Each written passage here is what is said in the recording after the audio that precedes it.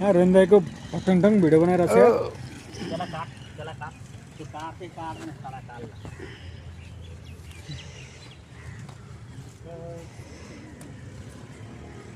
यसले एक छोरा टिप्छ कि क्या हो?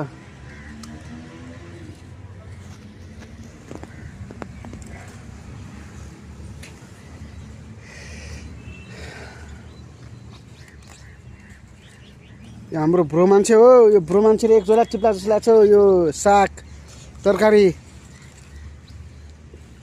हिजो कौली टिप्यो, आज साग टिप्यो।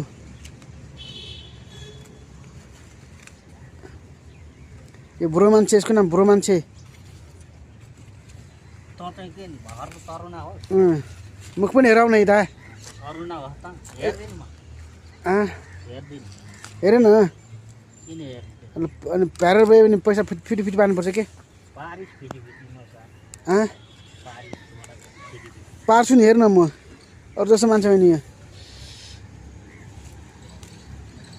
यो रोहिणीको खेत, यो रोहिणी भट्टको खेत।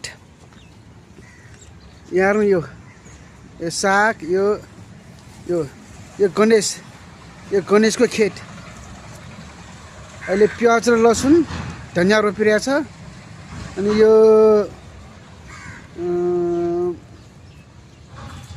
सिमी अनि इस्कुस रोपिरहेको छु।